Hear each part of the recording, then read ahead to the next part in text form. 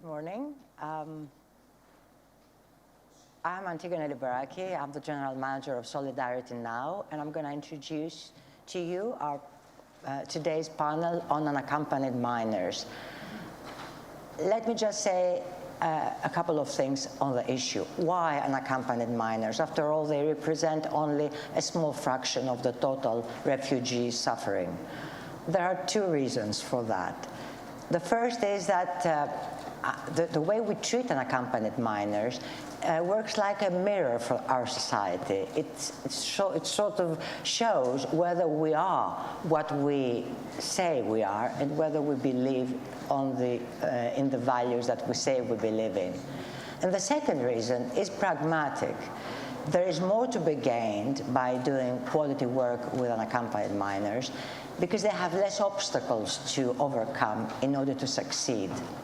So the reason is basically the fact that they find themselves in an age which is a turning point. It is a decision whether to become a member, a useful member of the society, hosting them together with a bridge to their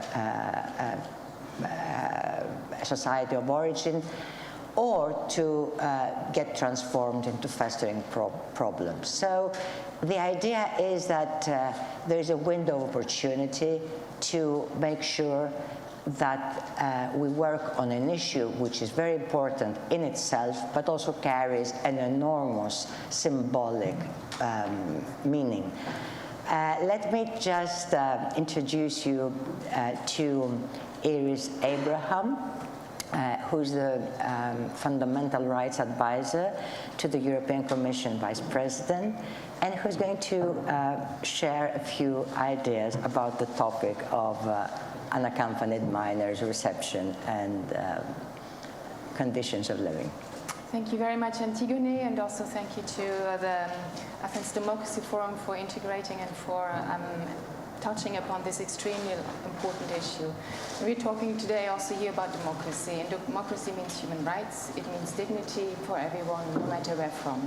And this is something we, of course, in the European Union pride ourselves with. So this topic and taking care of children that have fled war, conflict, violence, are often already traumatized and come often alone to the European Union is actually also for us a moral and a very human imperative. So this is really from the outset something that we need to internalize. Now, when it comes to unaccompanied minors, and particularly which increased after the 2015 refugee crisis, in particular, we know there are about 10,000 in the European Union, known, but many others, of course, fell through the cracks. And they are the most vulnerable. And why? Because they're falling through the cracks, they don't have guardians upon arrival, they're not necessarily being taken in charge, don't speak the language, are afraid, are traumatized.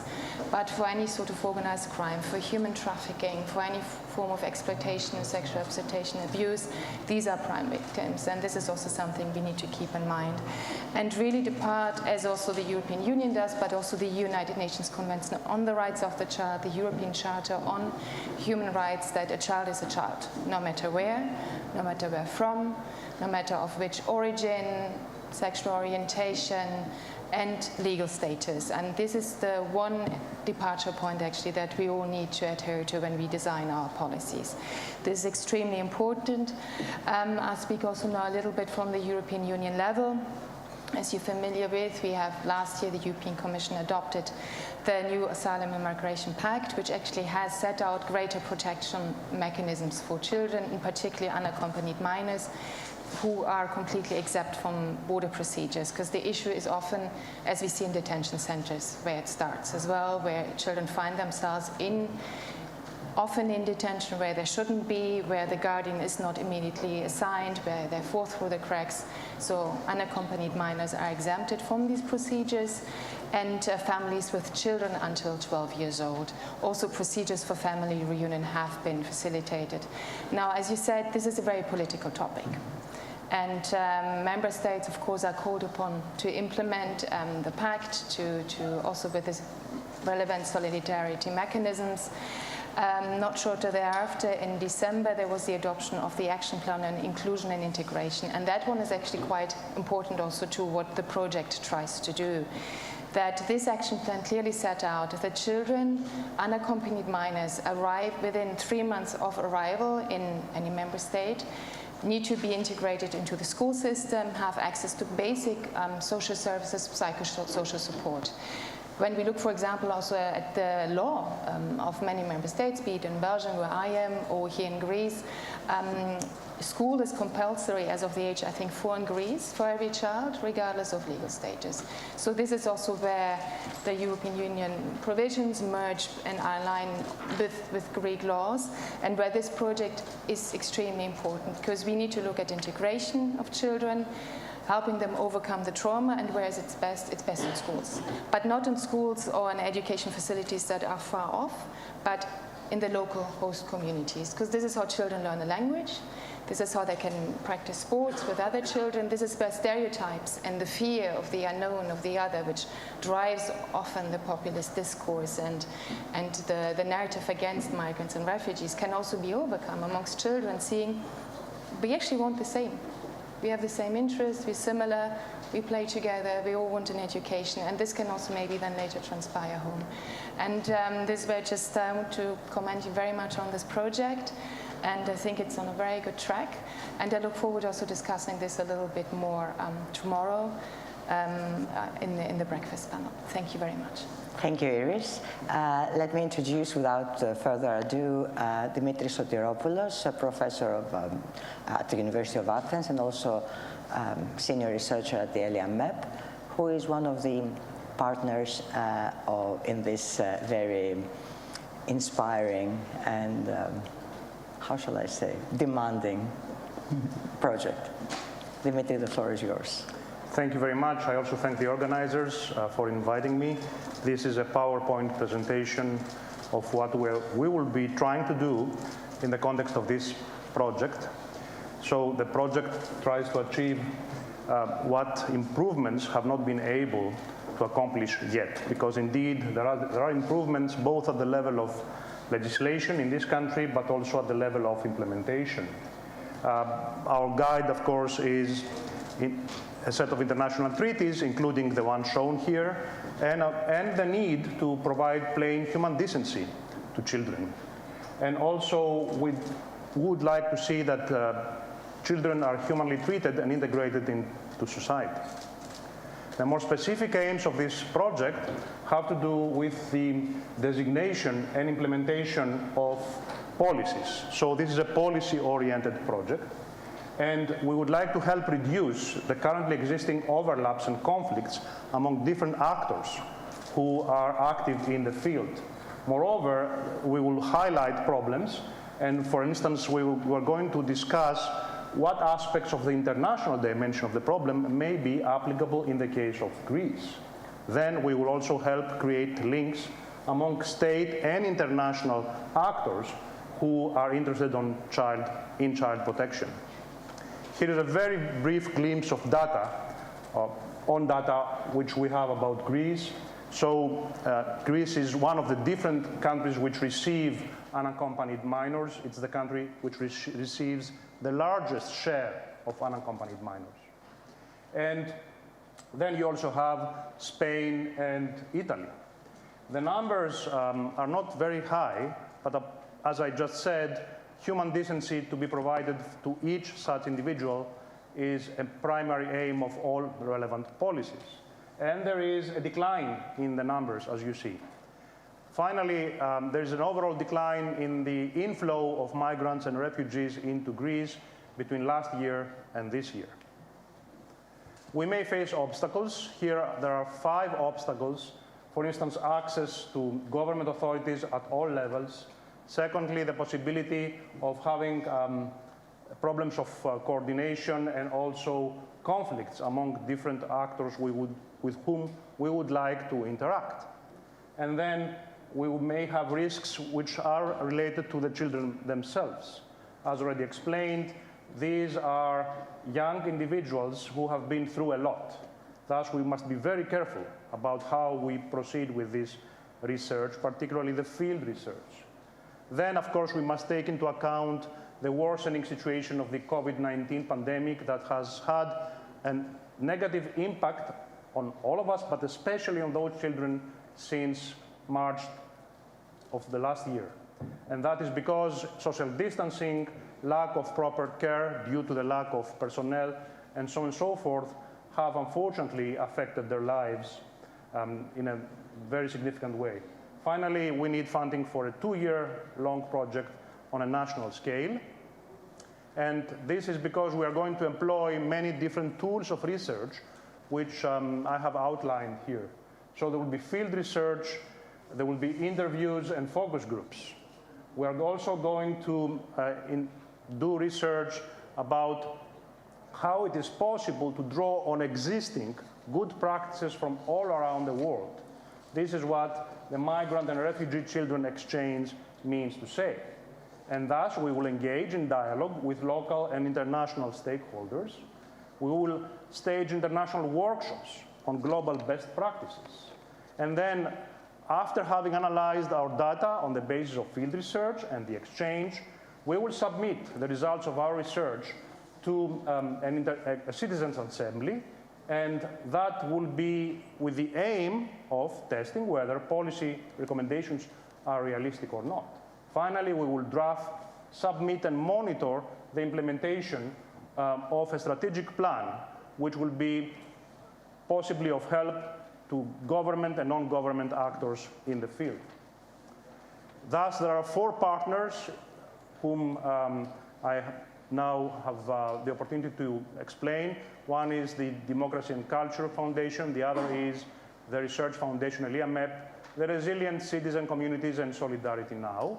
And here are the different roles which we are going to play. The DCF will be the manager and representative of all of us. The RCC will engage in international, national, and local dialogues and workshops with stakeholders. And the 2 last foundations, the Hellenic Foundation for European and Foreign Policy and SolidarityNow, will do the initial desk research, the field research, will analyze the data, will come up with results and policy recommendations along with the rest of our partners. So this is an ambitious, but we think feasible project. It is a project that can be indeed very helpful to other groups or institutions interested in the same topic in other parts of the world. Because indeed, not only in Europe, but also in North America, for example, on the Mexican-American border, you have similar problems. Then this is a project that has some scalability. It can be longer, it can be shorter. Ideally, it should last for 2 years and cover many different areas around Greece, including Athens, Thessaloniki, and 2 islands. Finally, how we are going to know if we will be successful? There is a measure of success, and this is exactly the creation of a seamless environment for unaccompanied minors, and the possibility to replicate our project and have our policy recommendations implemented. Thank you very much.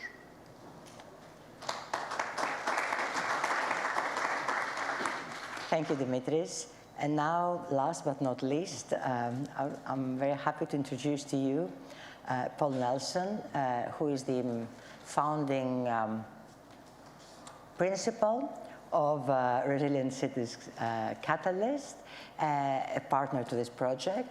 And I would look forward to hearing how this exchange of views and this multinational platforms of exchange and discussion can help a country where the child protection policy in general is only now beginning to take shape, and how it can provide a mold, an example of how to go ahead with social interventions.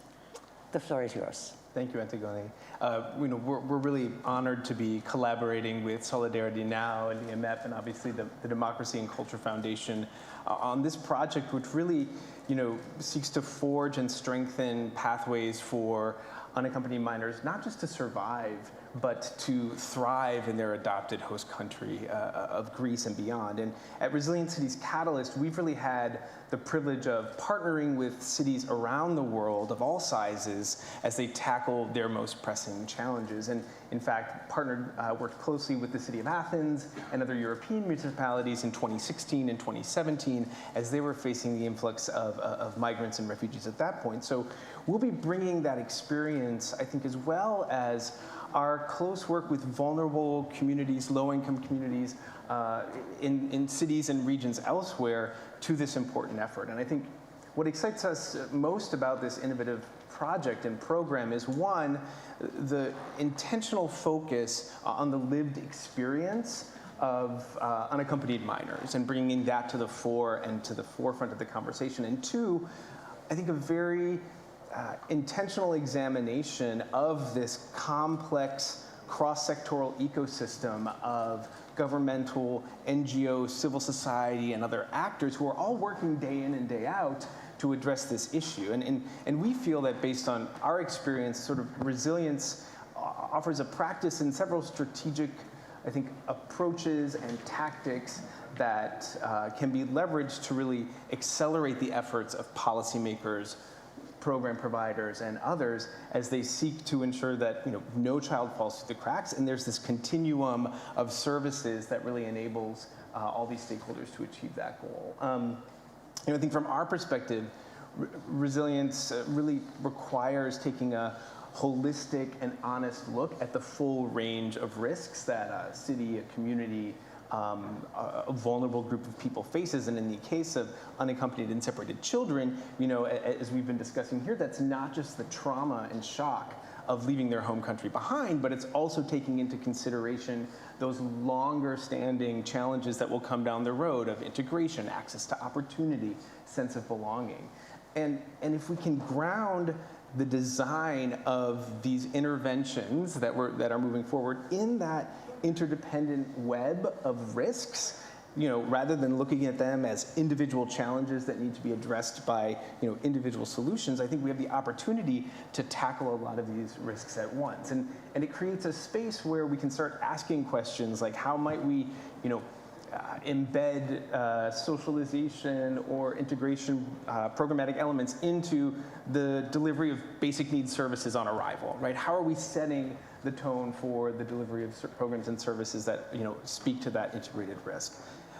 I think secondly, and this is a challenge that is germane to this issue, but a challenge that is germane to all human service delivery, I think no matter the community, no matter the geographic region you're in, is that we have to work across the deeply sort of sectoral and disciplinary divides that are in place. And young people don't experience their life in silos, right? They don't, it's not home, school, future, sense of belonging. It's an integrated picture. And I think the challenge is that the programs and the policies that are so often designed to address their needs are fragmented. They're siloed by the resource flows and the funding streams that enable and sort of fund programs. They're siloed by fragmented and the legal sort of frameworks and jurisdictional agencies. And so I think